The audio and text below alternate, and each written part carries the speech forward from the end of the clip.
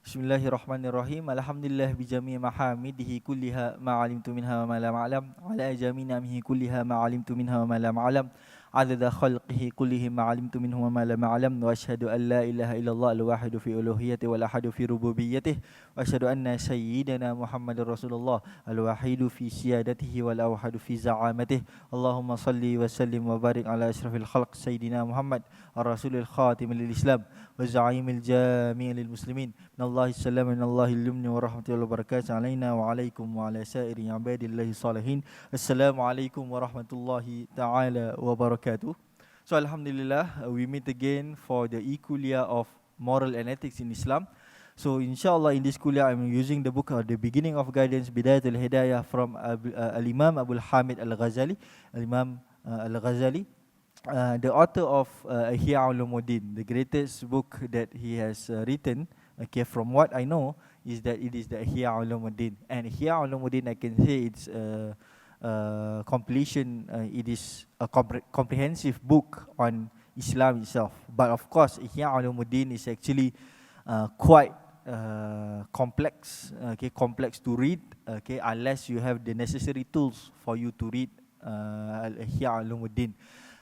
Thus, that's why we chose to read The Beginning of Guidance Bidayatul Hidayah, because it consists more on the interaction, consists more on daily life, daily life actions. So thus, it is more applicable to us, inshallah. But of course, that the daily life, when you talk about daily life, it is on the time of Al-Imam Ghazali, meaning that at that time they don't have any internet, they don't have any, for example now we have state nation, and also they don't have all of these cars, buses and all, and shopping malls. So there are some differences, but I believe that the gist of it is we still can learn from the manual, but of course you have to understand. Once you understand, I believe that we can adapt well to the modern era, inshallah. So now we are still at the sunrise to midday. What should we do? Okay, the question is, what should we do after Salatul Duha? Okay, we have already completed the first thing that we should do. Okay, and there is 4 things that we can do. Al-Imam Ghazali give an option of 4 things. After you Salatul Duha, okay, you can do 4 things. Okay, the first we have already mentioned, and it's quite comprehensive in 2 lessons. Okay, you can check it out. Okay, in Facebook itself. In seeking beneficial knowledge. Okay, so there's 2, I think there's 2 lessons covering it. Alright, and the second thing that you can do is al-ibadah, meaning that to do ibadah. Okay, to do ibadah. When we talk about ibadah here, what does it mean of ibadah? Ibadah here means to worship. Okay, to worship. When you say ibadatullah, meaning that to worship Allah subhanahu wa ta'ala. And what does worship means? Worship can mean a lot of things. Worship can mean glorifying. Okay, worship can mean to have fear. Worship can mean to have hope. Worship, of course, the effect of worship is actually to obey. Okay, when you say ibadatullah, you are obeying Allah subhanahu wa ta'ala. And obeying, okay, is actually a broad general meaning of ibadah. Meaning that when you talk about ibadah, okay, it can mean anything that Allah and the Prophet ﷺ ask you to do. Okay, so when you feel that, meaning that you are worshipping Allah subhanahu wa ta'ala. For example, Allah and the Prophet ﷺ ask you to feed your family, to give food to your family, to give clothes to your family, to give shelter to your family. And when you do that, that is actually ibadah. That's the broader meaning of it. But to a specific meaning of ibadah, when you read the religious books, when you read the knowledge books, ibadah itself, and even in our context, when you talk about, have you done ibadah? Okay, have you done ibadah? Ibadah itself means to worship Allah subhanahu wa ta'ala as how Allah subhanahu wa ta'ala wanted you to worship Him. For example, to zikr, to read Al-Quran Al-Karim, to pray to Allah subhanahu wa ta'ala, the 5 prayers, the sunnah prayers, the tarawih prayers, the witir prayers, and also to fast. Okay, to do fasting, to do zakah, and also to do hajj or umrah. That is ibadah when we understand Okay, in the context. So when you talk about ibadah, of course the broader meaning is anything that Allah and the Prophet SAW ask you to do. But when you talk about ibadah specifically, you understand that it is about praying, it is about zikir and all. Alright, so thus, if you are not capable of seeking beneficial knowledge for whatever reason, okay, then spend your time, be busy with duties of worship, such as the remembrance of Allah subhanahu wa ta'ala, to zikr. And this is, I believe, this is the lightest of all, meaning that even if you are like sick, you are old, you can still do it. Okay, you can zikr a lot. Okay, using your mouth, using your mind. Okay. Then after that, qira'atul Quran. Well, qira'ah here mean recitation of the Quran al-Karim. Okay, so meaning that when you recite the Quran Karim, of course, as we all know, one letter equals to 10 rewards, and 3 letters, alif lam mim, is 3 letters and not only 1 letter. So here, okay, here recitation of the Quran is also ibadah. What tasbih, to do tasbih and to do salawat. Okay, to pray to Allah Subhanahu wa Taala, and also salawat can mean praying. Salawat also can mean to give salawat to Prophet sallallahu alaihi wasallam. Fazalika min darajatil abidin wa siyaril salihin wa takunu dhalika aidan minal faizin. And when you do this ibadah, where will you be? It will station you from amongst the worshippers and the ways of the righteous. And by this method, wa takunu dhalika aidan minal faizin. Okay, what does faizin mean? By this method, you will be one of the successful, meaning that you will be of the successful ones. Alright, so here, if you can seek beneficial knowledge, you can improve yourself, okay, inside out, okay, then do ibadah. And I believe that even when you do ibadah, that's actually an improvement of yourself. Alright, and when you do ibadah, okay, of course ibadah is important, as mentioned in the Quran Al-Karim. Ma khalaqtul jinna wal insa illa liya'budun. Okay, and I, Allah Subhanahu wa Ta'ala, did not create the mankind and also the jinn except for them to worship me, which is Allah Subhanahu wa Ta'ala. But of course, when you worship, if you want to worship Allah Subhanahu wa Ta'ala with the best of worship, seek knowledge. Okay, it is not only about doing. You have to understand why you do. You have to understand how to do it the best way. Okay, so when you read zikir, when you read Quran, when you read tasbih, when you pray to Allah Subhanahu wa Ta'ala, understand why. Okay, understand why and understand how to do it properly. Because from your understanding, then comes your movement, comes your application. So when people who doesn't like pray much, you have to ask them, do you understand?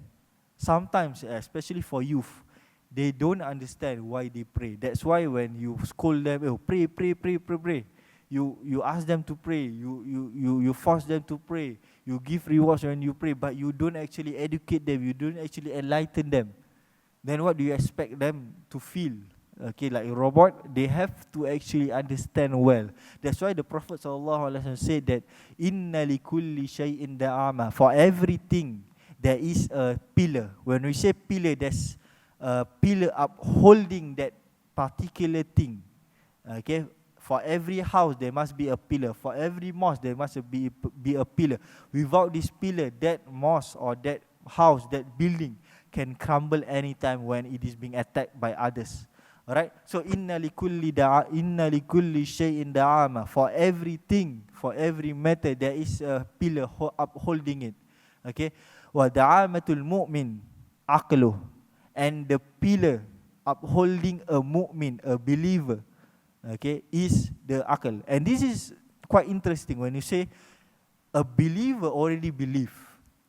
But for example, I say that I testify that Allah Subhanahu wa Ta'ala is my God, and the Prophet sallallahu alaihi wasallam is the messenger of Allah Subhanahu wa Ta'ala. Thus, I have to follow the Prophet sallallahu alaihi wasallam, because whatever that he say, whatever that he do, whatever that he prove, it is from Allah Subhanahu wa Ta'ala.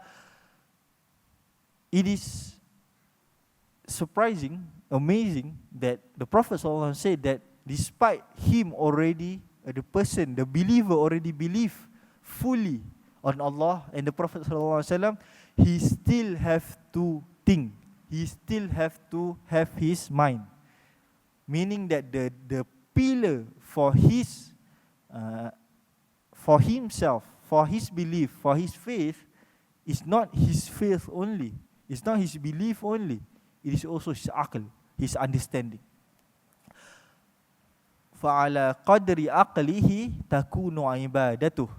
And the continuation of the hadith is that, and according to his understanding came his ibadah. And ibadah here can mean the specific one, meaning to pray, to give sadaqah, to fast, to zikir, or to do good. So, depends on your understanding. How much you understand, that is how much you will do. That is how much you will contribute. That is how much you will benefit people. Alright? Then the Prophet ﷺ end the hadith with a warning, saying that didn't you heard about the sinner, al-fajr? Alam tasma' anil fajr. And what did the fajr say? What did the sinner say when they regret what they did? In the Quran al-Karim, وَقَالُوا لَوْ كُنَّا نَسْمَعُ أَوْ نَعْقِلُ مَا كُنَّا فِي أَصْحَابِ السَّعِيرِ. And that they say that the sinners, when they saw the hellfire, what did they say? If I, in the world before, in the world, nasma'u, I listen with comprehension, I listen with understanding, أَوْ نَعْقِلُ, or we understand, مَا كُنَّا مِنْ أَصْحَابِ السَّعِيرِ, we will not be amongst those who are in this hellfire. So thus, this hadith, in my understanding, in my opinion, is such a beautiful hadith that emphasizes on understanding. To understand what you do and to understand why you worship Allah subhanahu wa ta'ala. And this emphasizes the importance of knowledge, the importance of understanding, even in an ibadah, in an action which only require your faith. Because when you pray, you only need your faith. Okay, why do you pray? I pray because Allah asked me to do, which is good, it is important. But there must be also more understanding, more reasons for you to do what you do. Alright? So that is the second thing of ibadah. Alright, and the third thing, so the first thing that you can do after you salat subuh is seeking beneficial knowledge. That's the first thing. Alright, and we already talked about it in the last 2 sessions.